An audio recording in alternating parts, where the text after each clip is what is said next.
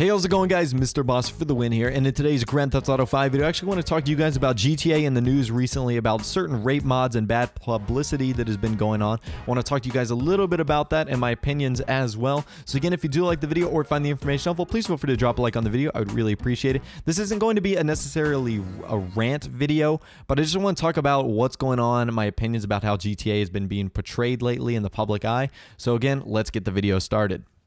So recently, GTA has been in the news on some pretty major websites and pretty major news channels. Like, I know that the Daily Mail covered this. I know that Fox News covered this. So when you get to those like big stations like that, you know that something particularly negative has happened. You rarely see like a Fox News or a Daily Mail talk about how great a game like Grand Theft Auto 5 is, and you know how great it instills moral values into players, into people. So typically when a big company or a big station like that mentions it, it's typically never a good thing, or they're never portraying a positive spin to this story. And of course, this time they're talking about the rape mod that has been going around and that has been, you know, infecting Grand Theft Auto online lobbies. And I want to talk about a few of the misconceptions that have been going on and my opinion on that as well, because I am very passionate about this. I not only play Grand Theft Auto 5 for fun, but it's also part of my livelihood and something that I'm striving to do every day, and it's something that I like creating content for you guys. So when I see that it's published in a bad light, it really kind of puts me off a little bit. So I kind of want to set the story straight for a lot of you guys that might have some ideas twisted or something like that. So again,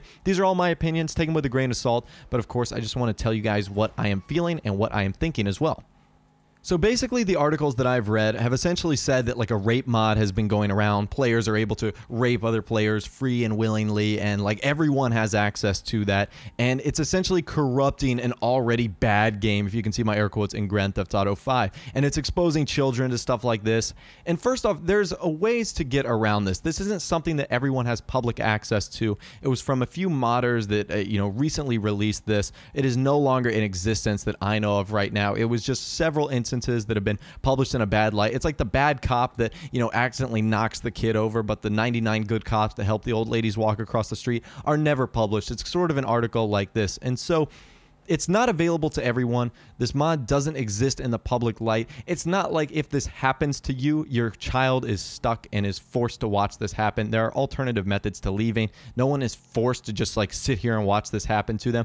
And it's kind of like when people blame Grand Theft Auto 5 and other games like Call of Duty for bad things that happen. So like school shootings, or if someone decides to get in a car rampage and, you know, run over an entire parking lot of people, they always assume, hey, let's go check, you know, his computer, and oh, if we found Grand Theft Auto, you know, that's the reason right there. You know, he was playing that bad Grand Theft Auto game, and, you know, it allowed him to think that running over people, there's no repercussions, whatever, allows him to get off scotch-free, and it's simply not the case.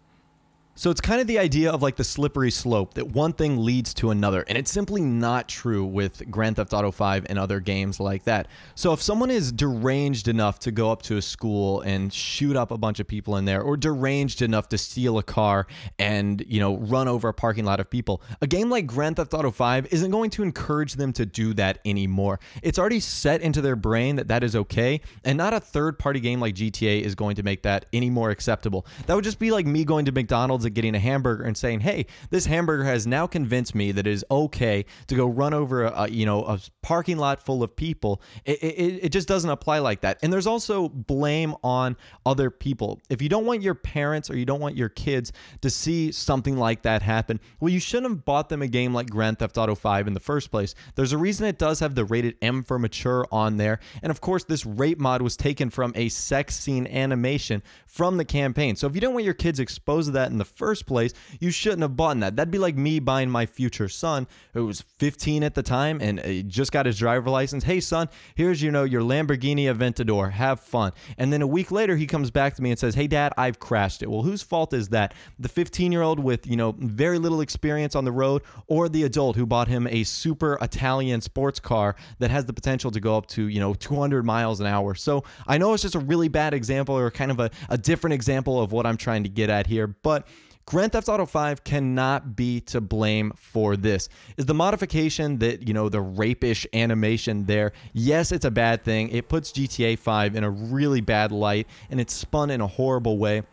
But at the end of the day, it's not Rockstar's responsibility. It's not Grand Theft Auto 5's responsibility for either A, people being exposed to this, or, you know, people doing terrible things in a result to this. Because it's not like someone is sitting here forcing you to say, hey, watch this. You are forced to watch this happen.